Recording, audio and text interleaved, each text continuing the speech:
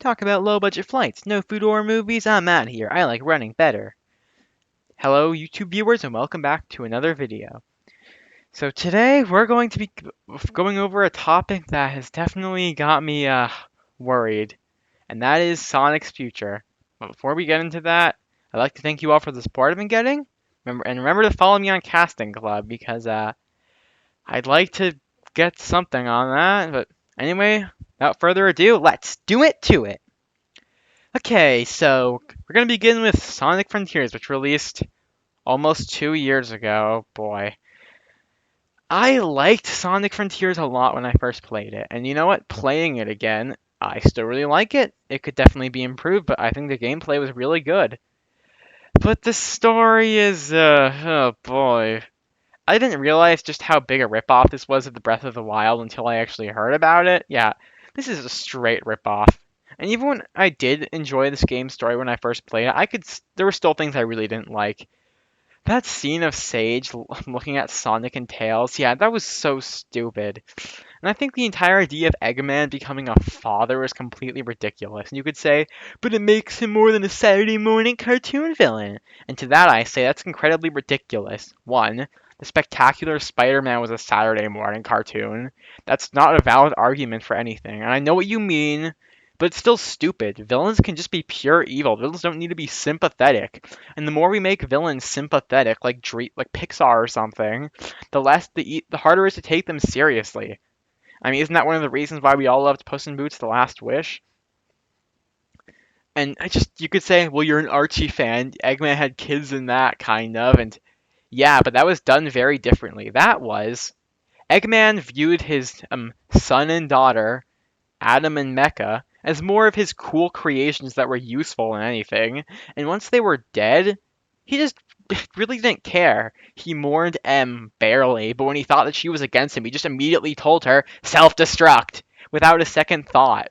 And once Adam was gone and both of his children were gone, he just said, so much for family. He just doesn't care. If Sage were more of an she viewed Eggman as her father, she loved him, but he just didn't care. And then when she died, he was just thinking, oh, it's too bad I lost my cool creation. One, that would be better writing because it'd be ironic almost, bittersweet. And it would just be better and not totally destroy Eggman's character.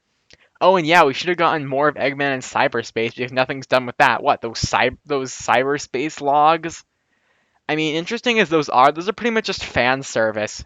The ancients outdate the Babylonians, the echidnas, and the Black Arms. Yeah, thanks for telling us that.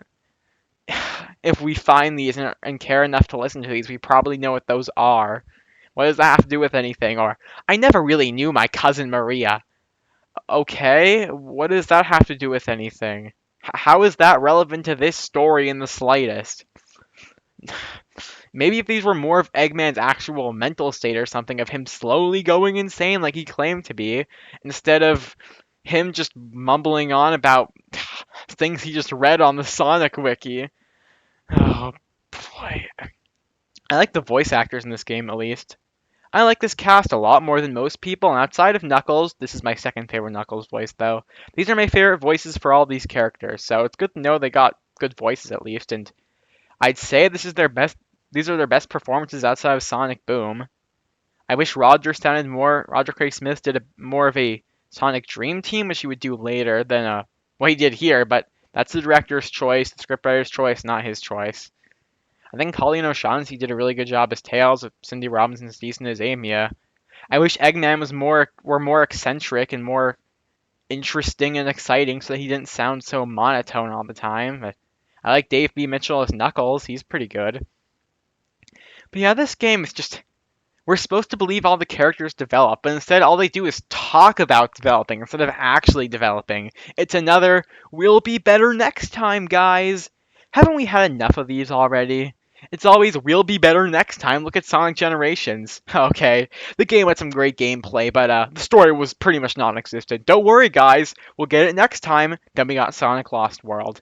That was a flop, and they said, don't worry, next time. Then Sonic Forces came out. It or it's just, yeah. Or yes, or Sonic Colors. Before Generations, they said, okay, yeah, we don't really have a story, but we're just not focusing on that. That's for later. And then we get Sonic Generations afterward, which had even less of a story than Sonic Colors did. And Sonic Colors' entire plot is pretty much just Baldy nose hair. Oh boy, I don't want to sound like some dumb fanboy right now, but anyway, I like the Titan boss fights in this game. I like the music. Yeah, I like a lot in this game. The gameplay is very good. I mean, I don't hate the pop in the way other people do, but it definitely could have been improved. I know this game was meant to be a global playtest, but then why did they charge $60 for a global playtest? I mean, the game is long. There's lots of replayability. I think charging $60 for what you get isn't that bad of a price. It's just that why $60 for a beta? This is the beta for a great Sonic game, not a great Sonic game. And oh, just okay. Why did Ian Flynn have to write for this? He really took a decline after Archie. Feels like the Archie reboot, while it still had some good parts in it, it sapped him so much creatively that once he got to IDW, he was just completely exhausted from any creative ideas he could have had, which is pretty clear why he just ripped this off. And I know he didn't plot this, but he had a major hand in this game's story. And it's just, why does Tangle need to be mentioned? Tangle is my least favorite Sonic character. I hate Tangle. Why is Styx mentioned? Yeah, I love Styx in Sonic Boom, but why?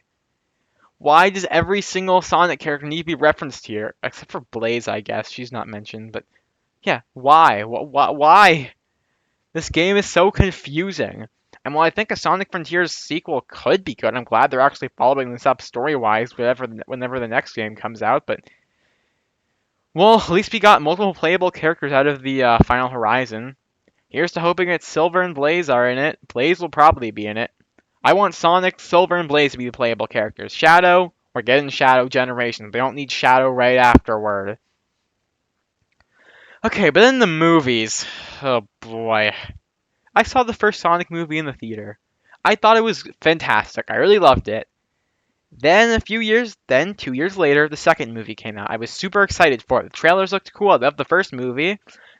I saw this, and my gosh, this was probably the worst movie-going experience of my entire life. And that's not an exaggeration.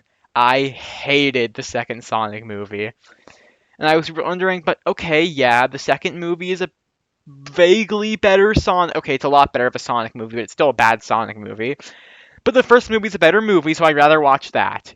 But then I rewatched the first one, and I thought that, I mean, I guess this is still better than the first one because it's actually a better movie, but it's still not really a good movie. It's just so bland, I guess, is the best way to put it. The sequel is just awful. And the Knuckles show came out last week, and yeah, the internet's had a field day with that one. Or the Wade Whipple show, to be more accurate. Knuckles is still just as stupid as he was at the end of Sonic Movie 2 because they completely butchered him in the last scene of the second movie, and he was, the one good character in the second movie. And he's barely even in the show named after him. Don't get me. And then it's not because it's too expensive. If it's too expensive, they wouldn't have made it. Then they wouldn't have.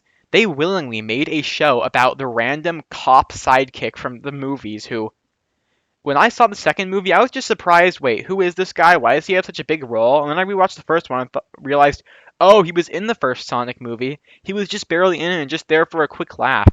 Why did they need to keep extending his role? Don't tell me he's gonna tell Shadow what Amy said in Sonic Adventure 2 in the next movie. And then, also, yeah, everyone said before, well, at least some people have said this, which is that they willingly had to have looked up what Iblis looks like, or searched through the internet to find that design, make a puppet out of it, put it in the Knuckles show, and just have it be there for a few seconds so now Iblis can never be in a future Sonic movie in case they ever decide to use Silver. They willingly did that, and it's practically just spiting Sonic fans. Knuckles doesn't even get to beat the villain at least. This show is just terrible. I'm expecting the third movie to be terrible, even before this came out. Even before this show, the Knuckles show came out. And they're just going to make more shows? I can't wait for Keanu Reeves' overly dark and serious voice to be playing some dark and edgy yet also way too humorous version of Shadow, without Rouge, where instead she gets replaced with some dumb gun agent played by some random actress I've never heard of before. And Amy's moment, which doesn't have to be given to Amy, to be fair. I don't even want Amy to be in the movies. Will just be given to Tom or Maddie or something, and Sonic will finally mature, but not until the very last second. He'll still probably spend most of the movie being an idiot. Knuckles will probably be an idiot. Tails will probably do nothing except for get beat up and be a sidekick. Robotnik is Jim Carrey's probably just gonna play Eggman to be even more crazy and before whenever it'll just become annoying. Agent Stone is still here for some reason. I can't stand him. Ugh, I hate the movies, and these are influencing the games. This is what I mean, at least the special effects in these are good. I have to say that, but we're accepting this. Why? Again, I don't want to be too negative because, yeah, the special effects are good. I like they brought Colleen O'Shaughnessy back as Tails from the games. I think Jim Carrey is fine casting.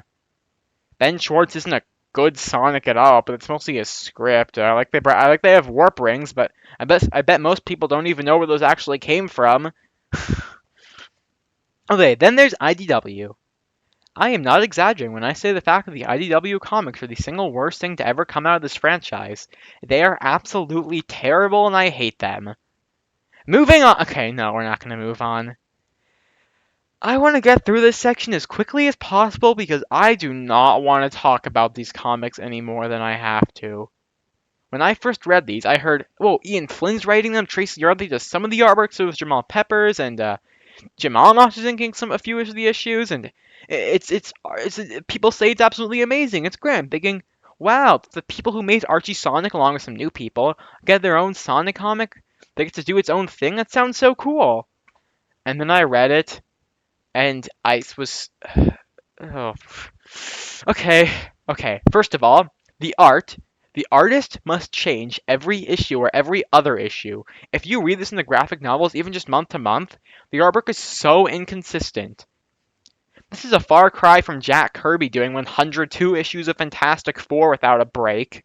Which, yeah, it's a bit extreme, and he started to lose a bit of his mojo by the end. But look at Tracy Yardley. He did the first 36 issues of Sonic Universe. He penciled them back to back, month to month. Didn't take a break. Why isn't Tracy Yardley just doing every issue of this? Other artists? Who even are these other artists? Adam Bryce Thomas? Oh, he's from Archie? Yeah, the reboot. I can't stand his artwork. I like Evan Stanley's. I like the Silver Age, which she wrote for Archie, or I liked some of the artwork in Ghost of the Future or fan comic, but I don't like her art, and her writing here is not good. And of the other artists, it's just confusing. Variant covers. I hate variant covers are probably one of the stupidest gimmicks comics have ever come up with.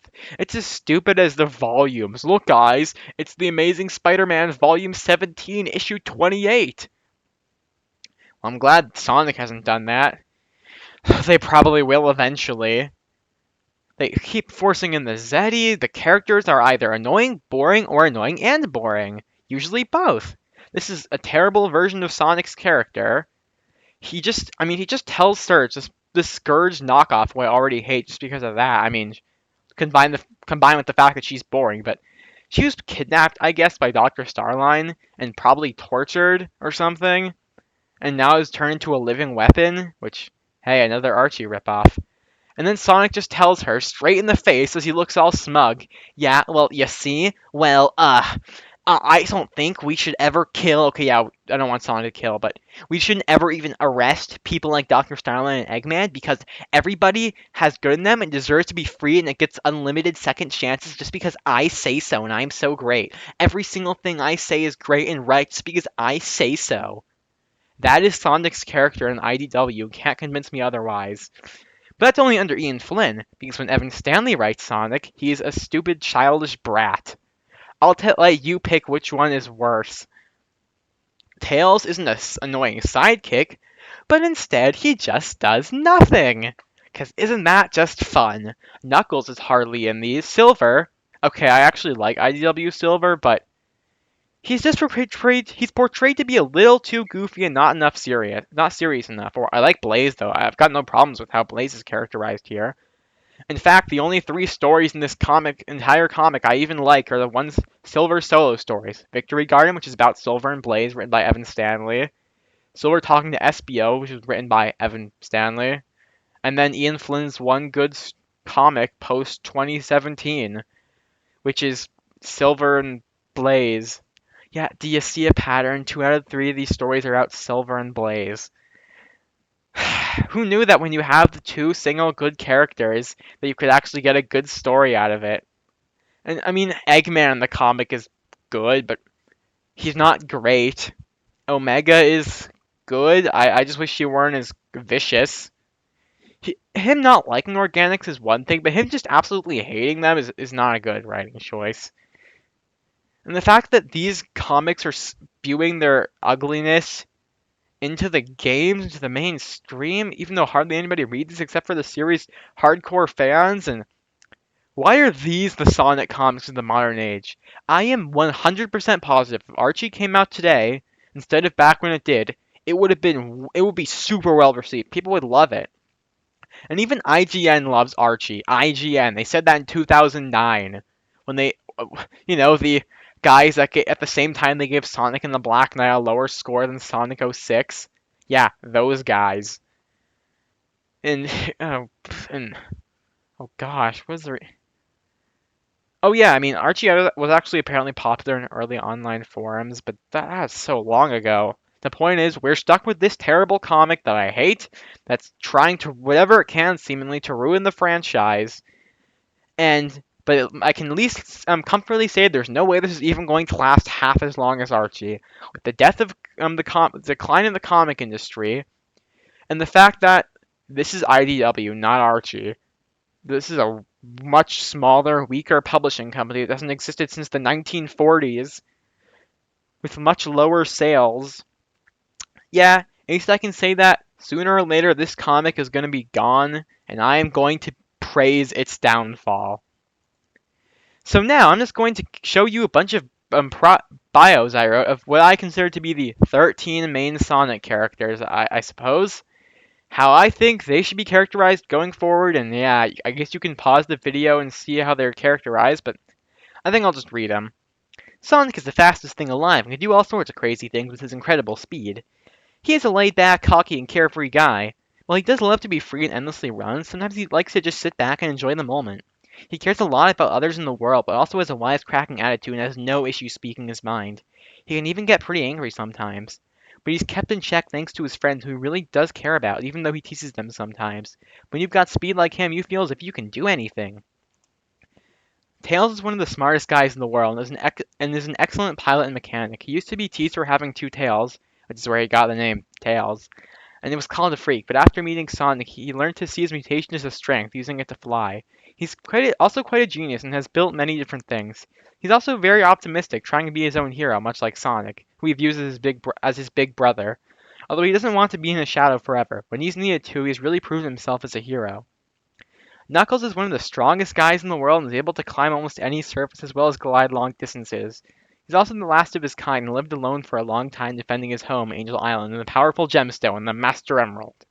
In his first meeting with Sonic, he was tricked into fighting him, but since then he's become a powerful ally. He does find Sonic annoying on several occasions, but does still see him as a friend. He's very rough and tough and will do whatever it takes to stand up for his friends. Shadow the Hedgehog.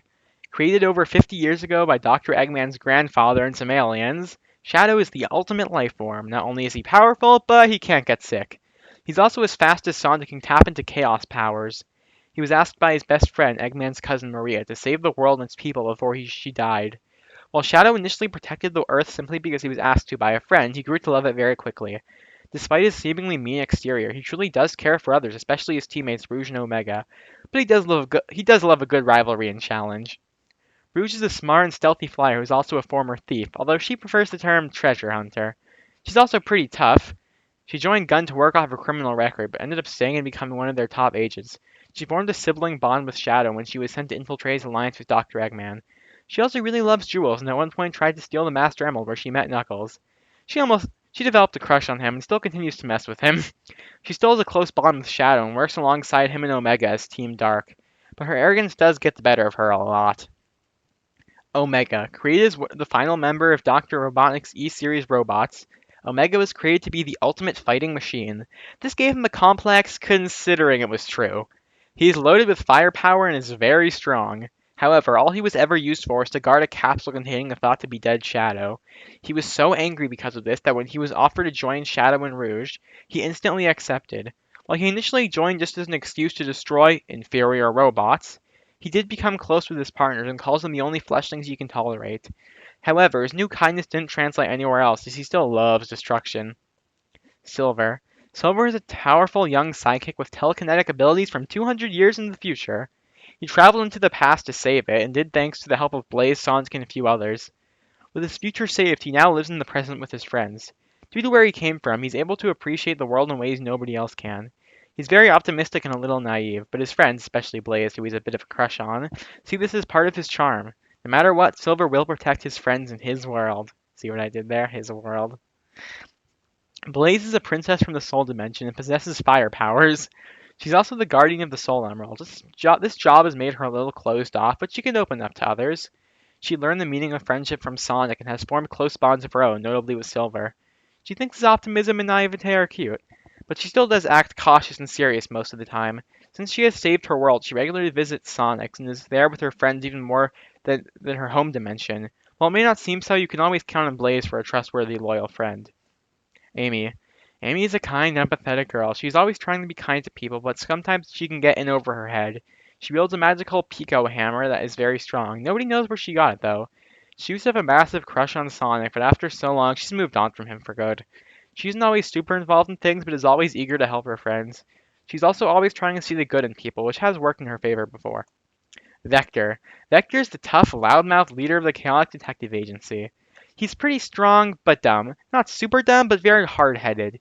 He usually doesn't take no for an answer. He's pretty greedy and usually will only take a case if it pays well. That said, he still is a good guy. He just doesn't show it very often. He does care about his friends and views his partners as the brothers he never had. He also really loves music and will never be seen not wearing his fancy pair of headphones. He is also brave and a big coward at the same time.